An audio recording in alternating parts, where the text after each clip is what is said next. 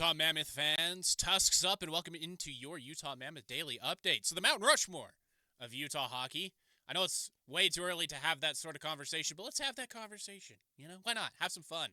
So for me, the Mount Rushmore from year one has got to be started with Clayton Keller. It's got to be. It's got to be started with him. The captain, the first captain of the club.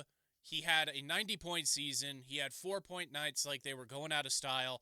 And he was always there, always on the ice, and the offense flowed through him. He was just great. So having Clayton Keller on there should be a lock from year one.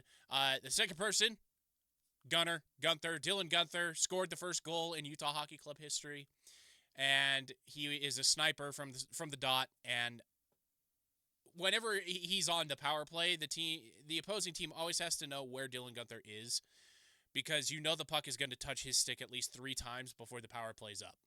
And having that sort of instant offense, if you want to call it that, and he's just an exciting player to watch. He's super fast. He has like one of the quickest shots in the league.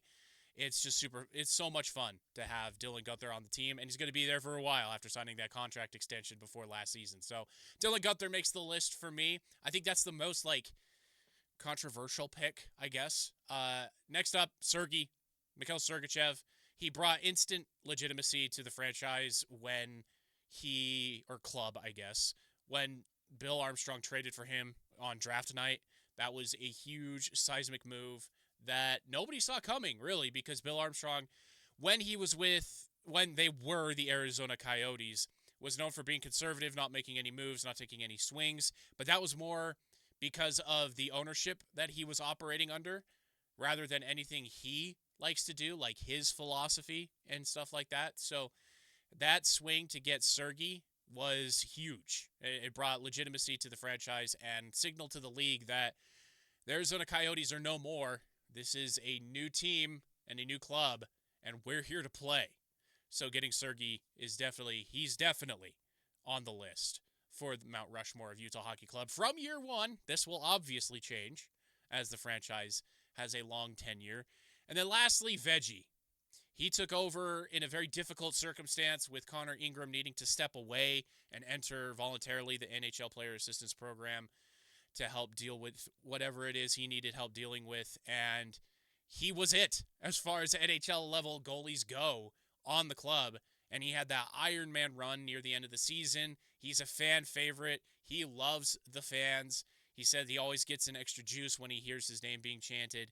So I think a fan favorite needs to make it onto Mount Rushmore, and that's got to be Veggie.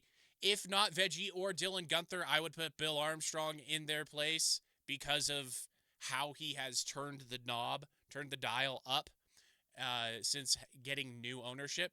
So that's the Mount Rushmore of Utah hockey. Let me know who's your for. Who would you swap out? Who's in and why, and who's out and why? But that's my Mount Rushmore there for you. Now let's transition it on to cap reality. I talk a lot about cap space. I love cap space. I love front office moves. I love how the front office looks at things. And so we have $6 to $7 million to start for the season. Once we get into next year, in 2026, the cap number goes way up for all teams. For Utah, that means it goes up to around $30 million. And so right now, we're looking at who's available.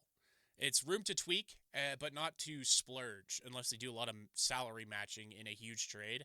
So they've already added, and this is yet another recap of the offseason, but that's where we are right now. JJ Peterka via sign and trade, Vitek Vanacek to back up at goal, Brandon Tanev, Nate Schmidt, and Scott Perunovich. And so the big shopping's mostly done in free agency. So we've got Caleb Desnoyers out for roughly 12 weeks for wrist surgery. A lot of people are just assuming he's going to make it to the big club pretty much as soon as he gets in shape again. And I can see that happening because Utah is thin at center. And so what else needs to happen? Well, the team needs middle six center depth and maybe a utility winger, although not so much because there is so much depth within the system that they could just bring somebody up and have them be that utility winger. So think targeted ads, not huge blockbuster trades, at least until we get to the trade deadline, unless a huge name that I've talked about in the past shakes loose.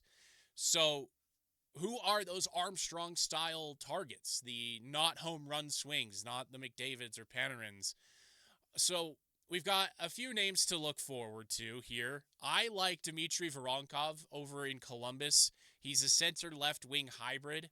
He is on a few watch lists as being moved just because Columbus is kind of going nowhere. And so Utah could be a smart suitor because he's got size, net drive, and he's a good middle six bump up versus what is already on the team. Another name to look forward to look for is Pavel Zacha or Zacha with Boston. He's been linked to Utah for a little bit here. He is a versatile third center. Some think he can be a second center. With Utah, I think he would be a third. And he would cost some real assets, but Utah has those assets. If Boston is willing to move on from him and take on like a couple of draft picks, I think Utah could shake the tree and see what falls out when it comes to Pavel Zacha. So those are the two big names. And then one is more of a wish list name than anything else. It's Evan Rodriguez for the Cup winner Florida Panthers. If they need to do some cap juggling, they want to sign a couple of other guys to long-term contracts, but they need to free up some space for it. He is, I don't want to say he is available, but he could become available for the Mammoth and Bill Armstrong to trade for. And so that could be a good one as well. He's a right wing center hybrid, which Utah kind of needs. They have a glut of left wingers, but not so much on the right. So I think an Evan Rodriguez play would be really cool, but that one is less likely than the other two names that I floated there, just because I don't see Florida parting with him at all, really. And when it comes to ridiculous rumors, I saw some ridiculous rumors the other night, and I'm recording this really early on a Friday morning for me. So I saw on some websites, and they are not fan sites, and it wasn't Reddit. I'm not going to name names. That's not what I do. But they are some actual hockey sites that said Sergachev could move on from Utah. What? What? Where did you hear that? He's happy in Utah. He's the number one guy. He's basically the alpha dog in the locker room. The fans love him here. The ownership group loves him. The front office loves him. I don't see any reason why he would be posturing for a move. And so there is some noise linking him to the Maple Leafs. And I think this is just because Toronto thinks every player wants to play in Toronto. No matter where they're from, no matter what they do, everybody wants to go play in Toronto. And so some of these legitimate sites say that every player wants to play there. I don't see that. It makes no sense. So that's a ridiculous rumor that I think was just brought up because there's not much news to be talked about right now as training camps kick off, as players start returning to their respective cities to get in and get ready for the new season. Other than that, there's not anything else as far as ridiculous rumors go. There's going to be measured aggression from Bill Armstrong as we move forward here. He's going to let camp reveal any sort of holes on the roster. Like I said, there's probably going to be some holes at the center depth as well as maybe on the right wing.